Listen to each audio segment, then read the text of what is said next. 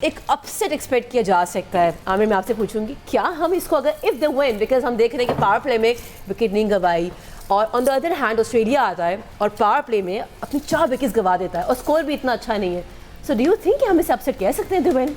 देखिए, test playing nation है Zimbabwe और इनकी रिसेंटली जो है कुछ ऐसे प्लेयर्स आए हैं जिनके आने से इनकी आउटलुक थोड़ी सी चेंज हुई है और इसको आप अपसेट नहीं कहेंगे। ये इस तरह का कट थ्रोट किस्म का फॉर्मेट है कि यहाँ पे अगर बड़ी टीम भी चंद गलतियाँ कर जाती है और दूसरी टीम जो है उनको कैपिटलाइज कर लेती है तो जीत जो है वो आसान हो जाती है। लेकिन हैविंग सेड दैट, अभी सिर्फ 8 ओवर्स हुए हैं और ऑस्ट्रेलिया जो है वो स्ट्रॉन्ग माइंडेड टीम है।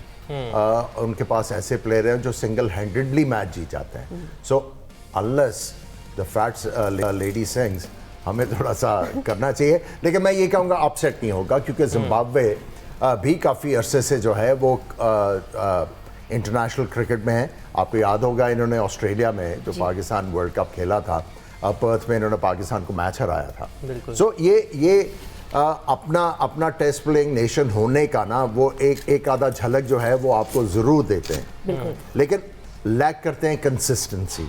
लेकिन इनका जो अब कप्तान बना है सिकंदर रज़ा, वो हार्ड टास्क मास्टर है। वो टीम को जो है वो अर्ज करता रहता है कि मुझे आपसे 100% नहीं, मुझे 200% चाहिए। सो आपको थोड़ा सा रिफ्लेक्शन नज़र आ रही है इस वर्ल्ड कप में।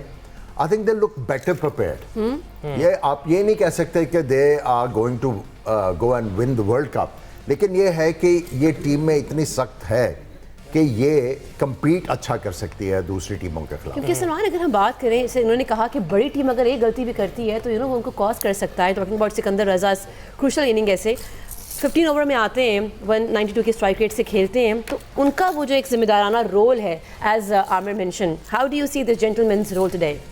देखिए, कैप्टन है, सीनियर मोस्ट प्लेयर है और दुनिया में सब जगह लीग खेलता, सबसे ज़्यादा एक्सपोजर इसी का है इस टीम के अंदर।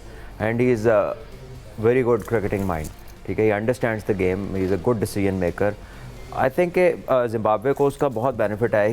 ही सिंस दे क्वालिफाइड, ये आज से 2-3 साल पहले क्वालिफाइंग राउंड में गई थी Zimbabwe, and that is from where the rise of Sikandar Raza but started. और उसमें डेव हाउटन वापस आए थे एज कोच जिम्बाब्वे के, the man who was captain, I think, when they first beat Australia.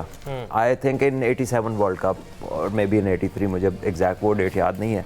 So he is somebody who has a good influence.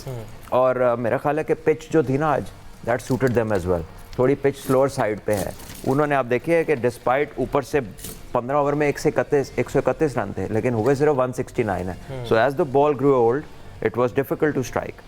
और Australians जो है on slow pitch at times they don't like slow pitches, they find it hard on slow pitches, bowling में, batting में। लेकिन they have Maxwell, हमें पता है उसने अफगानिस्तान के खिलाफ क्या किया था अकेले ने, और बहुत ज़्यादा टर्न हो रही थी बॉल और वो he was cramped up and still he was able to strike them. Incredible striking थी 200 की, which is doesn't happen every day, but still ये वो वाली रिक्वायरमेंट भी नहीं है, ये वाली बॉलिंग भी नहीं है और ना ये वाली कंडीशन है।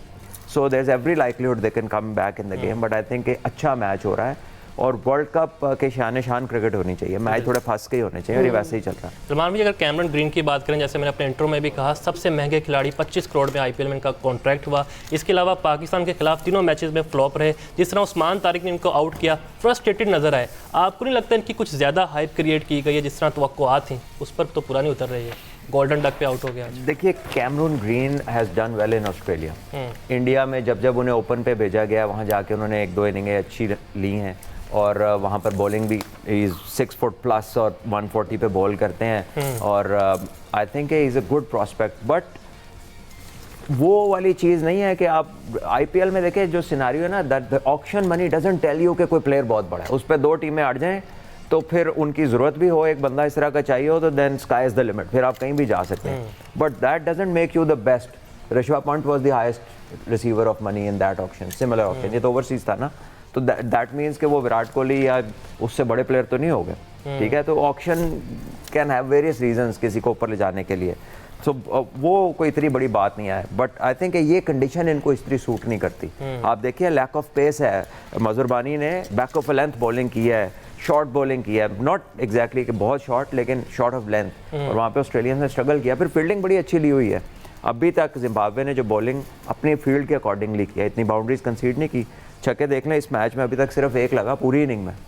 तो बाउंड्री भी बड़ी है। और बाउंड्री भी बड़ी है। So Australia is still in the game. और आमिर भाई, ब्रायन बेनेट की बात करें हम, इसके अलावा कैप्टन सिकंदर रजा, रिसेंट बहुत अच्छी परफॉर्मेंसेस हैं इनकी। वो जो हम बात करते हैं ना क्रिकेटिंग नेशन का खोया हुआ मुकाम, आपको लगता है ये टैलेंटेड जो नए खिलाड़ी हैं वापस दिला सकते हैं? देखिए ये इवॉल्व हो रहे हैं प्लेयर। बेनेट के बारे में जब मैं जिम्बाब्वे गया था तो इनकी रेपुटेशन ये थी कि he is the most talented cricketer who has emerged. और शुरू में आके थोड़ी सी इनकी इनटेम्परेंट स्टाइल ऑफ बैटिंग थी, हिटें बहुत ज़्यादा मारते थे। लेकिन अब आप ट्रांसफॉर्मेशन देखें कि ओपन कर रहे हैं और पूरे ओवर खेलें। उनको जो जॉब दिया गया है कि आपने इन कंडीशंस को डील करने के लिए एक प्लान करना है। और आई थिंक इस मैच में जिस तरह भी 170 किया है, पाकिस्तान को उससे थोड़ा सा जो है आइडिया होना चाहिए कि इस पिच के ऊपर हमने चलना किस तरह है, किस तरह हम पार स्कोर की कल बात कर रहे थे, यहाँ पे 160 है। अगर आप 10 रन ज़्यादा कर लेते हो ऑपोजिशन पे प्रेशर आ जाएगा। हमें जो है देखना है कि हम 115 ओवर पे कहाँ पे हैं, उसके बाद देखना हम किस जगह पे जाके हमने अपनी इनिंग्स को एंड करना है। जो बॉलर्स हैं वो उसको आराम से डिपेंड कर रहे हैं। सो आज का मैच जो है वो काफ़ी ज़्यादा चीज़ें जो हैं वो सिखा रहा है कि अगले मैच में हमें क्या करने की ज़रूरत है और किस तरह हम लोग जो है इंडिया जैसी टीम को पकड़ सकेंगे। So what you're suggesting is perhaps कि आते साथ अग्रेसिव नहीं खेलना, try and understand the नहीं, situation. पावर प्ले में आपको एरी फेरी स्ट्रोक एवं आंखें बंद करके बल्ला घुमाने की ज़रूरत नहीं है। नया बॉल जो है थोड़ा सा बल्ले पे आ रहा है।